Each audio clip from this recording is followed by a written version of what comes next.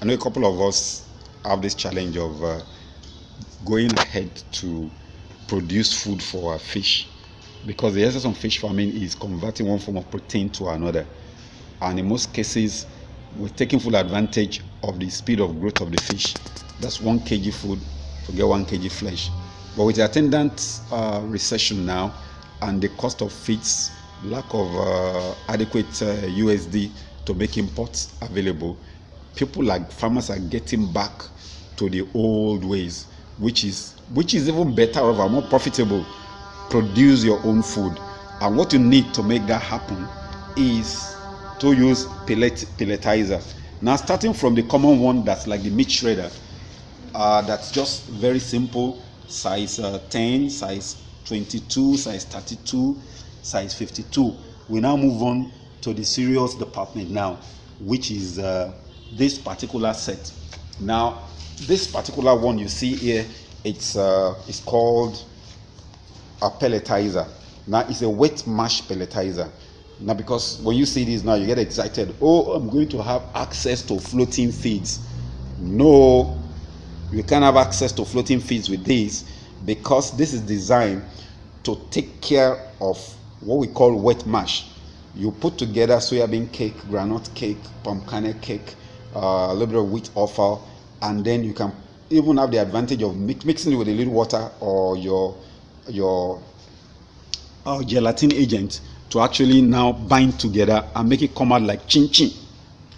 That's one aspect.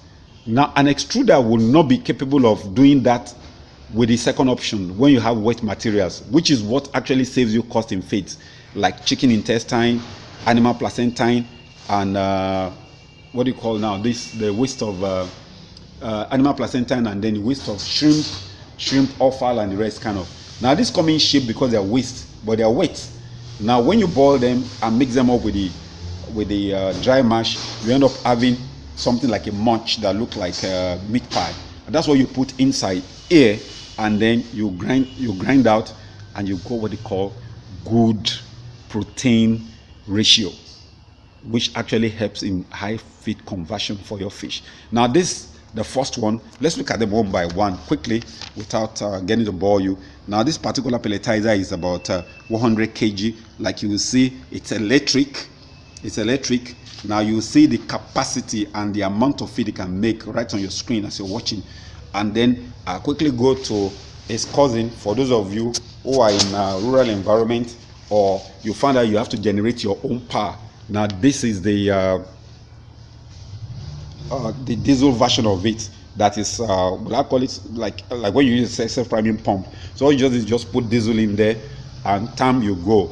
You don't give a hoot about the electricity supply, and you put it on at the time you want it.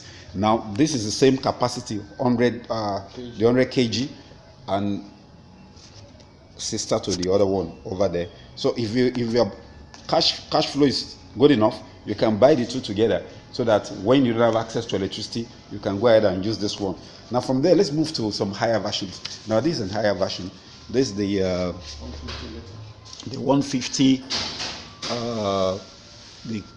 kg version. I'm going to you want to see you can call for the price really, and then but you see the capability right on screen later on. I'm not going to couple it for you right now, but then this shows what's right inside, the dies that run it, and then it shreds out. You'll probably see a video of how it works later on. You can always fix it right there top, and then put your food there in the hooper, and out comes your feet. And let's look at another model here very quickly. Now, here is the 150 model diesel again.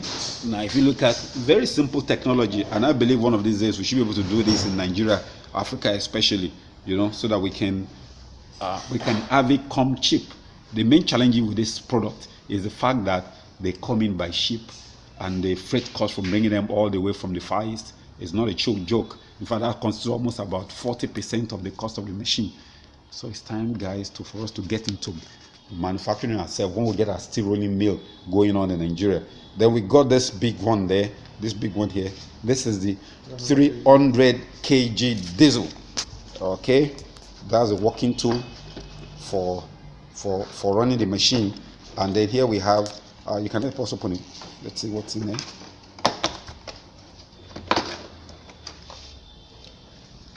Okay, all the tools are there with the instruction manual on how to get it done. Okay, yeah, these are the tools right in there.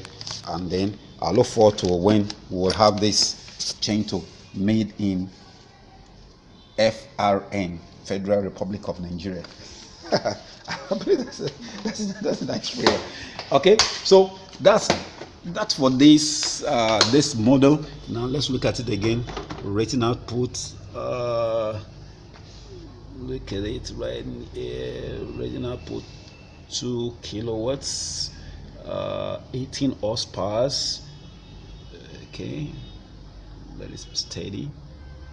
I believe we can see right here. Now we don't do all this technically. What's important is, can this thing get the work done for me and give me the feeds that my fish needs? Yes, it can do that.